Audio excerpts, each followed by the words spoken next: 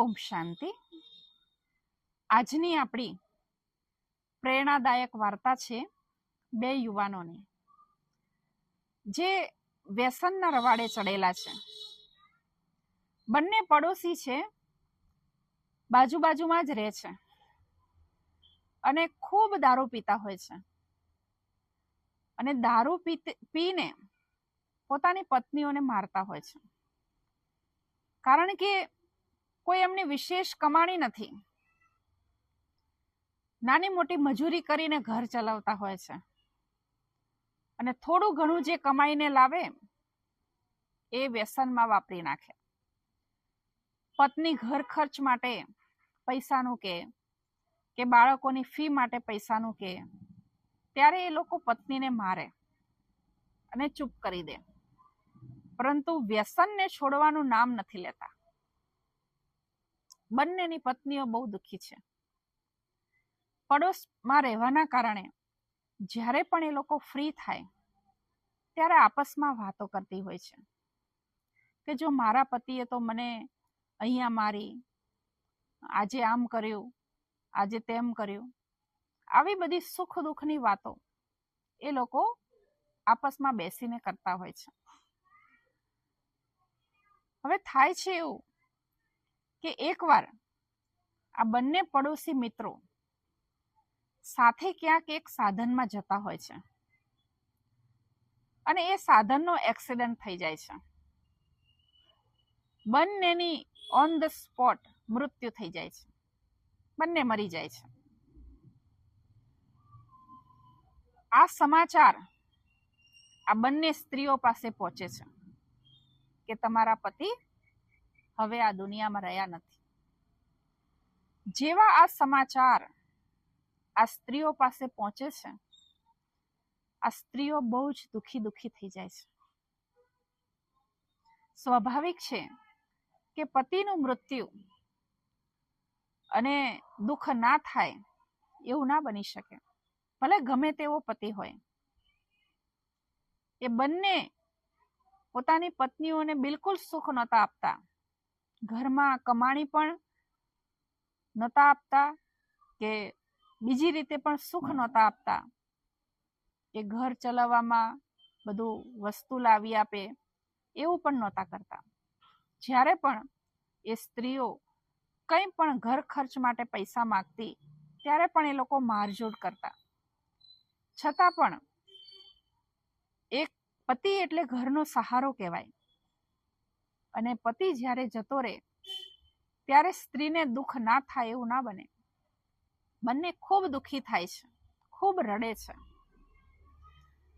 અને દુઃખી થવામાં એક સ્ત્રી તો એટલી બધી વિચારે ચડી જાય છે કે હવે મારા પતિ નથી રહ્યા તો હું મારા નાના નાના બાળકોને કેમ કરીને મોટા કરીશ? મારા બાળકોને હું શું શિક્ષણ આપી શકીશ? પતિ વગર સમાજમાં મારું સ્થાન શું? પતિ નથી એટલે હવે મારા જીવવાનો અર્થ શું? આવું ઘણું બધું વિચાર કરીને એ સ્ત્રી મનમાં ને મનમાં બહુ જ દુઃખી થાય છે. સમાજમાં લોકો મને કેવી નજરે જોશે? હજુ તો બહુ નાની ઉંમરની છું, મારું જીવન કેમ કરીને જશે? આવું બધું ઘણું એ વિચારે છે અને આ વિચારોના કારણે એ ડિપ્રેશનમાં જતી રહે છે. ડિપ્રેશનની દવાઓ ચાલુ થઈ જાય છે.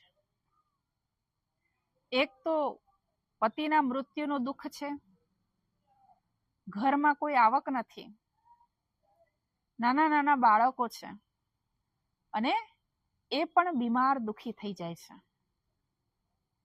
બીજી તરફ જે બીજી સ્ત્રી છે એને પણ પતિના મૃત્યુનું ખૂબ દુઃખ છે, પરંતુ એ થોડાક સમયમાં એ દુઃખમાંથી એક નવા વિચારને સ્થાન આપે છે.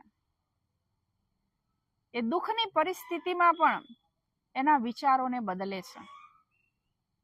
એ વિચારે છે કે મારા પતિએ અત્યાર સુધી જે પણ થોડી ઘણી કમાણી કરી એ પણ એમણે દારૂના વ્યસનમાં વાપરી નાખી. હું થોડું ઘણું મજૂરી કરીને કંઈક લઈ આવતી હતી, એ પણ એ મારી પાસેથી છીનવી લેતા હતા અને મારઝૂડ કરતા હતા. હવે એ નથી, એટલે હું જે કમાણી કરીશ, કારણ કે મારી ઉંમર હજુ નાની છે, હું મજૂરી કરી શકું એમ છું, તો હું ખૂબ મજૂરી કરીશ અને મારા બાળકોને ખૂબ સારું શિક્ષણ આપીશ, જેનાથી મારા બાળકો સારા નાગરિક બને, વ્યસની ન બને, એવો એ નિશ્ચય કરે છે. અને એ દિવસથી એ ખૂબ મહેનત કરવા લાગી જાય છે. જ્યાં મજૂરી મળે ત્યાં મજૂરી કરવા જાય અને ઘર ચલાવવાનું ચાલુ કરે છે. થોડાક દિવસોમાં જ એના ઘરની સ્થિતિ બદલાવા લાગે છે, કારણ કે હવે એના ઘરમાંથી વ્યસનમાં કોઈ પૈસો નથી જતો. થોડા ઘણા પૈસા એની પાસે ભેગા થાય છે, એ બાળકોને સારી સ્કૂલમાં ભણવા માટે મૂકે છે અને એનું લક્ષ્ય છે કે મારા બાળકોને હું ખૂબ સુંદર શિક્ષણ આપું. દિવસ રાત મજૂરી કરી બાળકોને મોટા કરે છે અને ખૂબ સારું શિક્ષણ આપે છે. બાળકો ભણી ગણી અને ખૂબ સારા નાગરિક બને છે અને એક સારી નોકરીમાં પણ લાગી જાય છે, થોડું ઘણું કમાતા થઈ જાય છે. હવે જ્યારે બાળકો કમાતા થઈ જાય છે ત્યારે તો ઘરની સ્થિતિ ઓર સારી થઈ જાય છે. અત્યાર સુધી જે ઝૂંપડા જેવું મકાન હતું, એના બદલે હવે એક પાકું મકાન એ લોકો બનાવી દે છે. ઘરમાં પણ નાની મોટી સામગ્રી જે જરૂરતની છે એ બધું લાવી દે છે. નાનું મોટું ફર્નિચર અને ઘરને ખૂબ સુંદર સજાવી દે છે. એક સુખી પરિવાર થઈ જાય છે.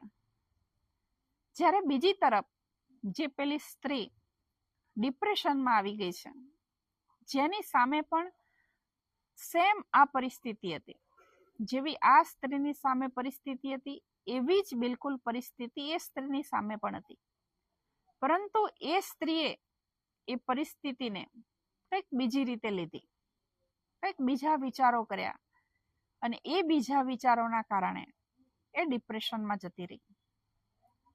હજુ પણ એના ઘરની સ્થિતિ એવી જ છે. બાળકો જેમ તેમ કરીને મોટા થાય છે ગરીબીમાં, હજુ ઘર ઝૂંપડા જેવું જ છે. બાળકોને પૂરતું શિક્ષણ પણ મળ્યું નથી અને એ સ્ત્રીની માનસિક હાલત દિવસે ને દિવસે વધારે બગડતી ગઈ છે. આ વાર્તા, આ પ્રસંગ આપણને કંઈક શીખવાડે છે કે જે બંને સ્ત્રીઓ હતી એમની સામે એક સરખી જ પરિસ્થિતિ હતી. પેલી સ્ત્રીના પતિ પણ દારૂ પીતા હતા, જ્યારે આ સ્ત્રીના પતિ પણ દારૂ પીતા હતા. બંને સ્ત્રીના પતિ ઘર ખર્ચ માટે પૈસા નહોતા આપતા, અથવા આપે તો થોડા ઘણા આપતા હતા, જેનાથી પૂરતું ઘર નહોતું ચાલતું. બાળકોને સારું શિક્ષણ પણ નહોતા આપી શકતા એ લોકો. ખૂબ ઘરની પરિસ્થિતિ ખરાબ હતી.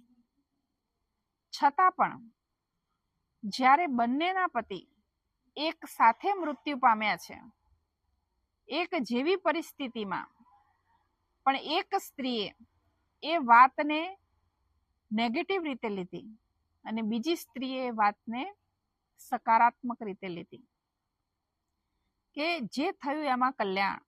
કદાચ મારા પતિ હોત તો મારા બાળકો પણ વ્યસની બની જાત અને હું એમને સારું શિક્ષણ ના આપી શકત, એવું પેલી એ વિચાર્યું. જ્યારે બીજી સ્ત્રીએ શું વિચાર્યું કે પતિ વગર હું બાળકોને મોટા કેમ કરીશ, પતિ વગર હું કેવી રીતે સમાજમાં મારું સ્થાન ટકાવી રાખીશ, અને આવા નેગેટિવ વિચારોમાં એ ડિપ્રેશનમાં જતી રહી. તો આ પ્રસંગ આપણને કંઈક શીખવાડે છે કે જીવનમાં સુખ અને દુઃખ બધાના જીવનમાં આવે જ છે. ફરક એટલો છે કે કોઈ વર્ણન કરે છે, કોઈ નથી કરતું. કોઈની શક્તિ વધારે છે સહન કરવાની, કોઈની ઓછી છે. પરિસ્થિતિ એક સરખી જ હોય છતાં વ્યક્તિની એ પરિસ્થિતિનો સામનો કરવાની શક્તિ અલગ અલગ છે. જો પરિસ્થિતિનો સામનો કરવાની શક્તિ હોય તો પરિસ્થિતિને પણ વ્યક્તિ અવસરમાં બદલી શકે. એ આ પ્રસંગ આપણને શીખવાડે છે. તમને બધાને પણ આ બંને સ્ત્રીઓના જીવન પ્રસંગ ઉપરથી જરૂર કંઈક પ્રેરણા મળી હશે. શું પ્રેરણા મળી? જરૂરથી જણાવજો. ઓમ શાંતિ.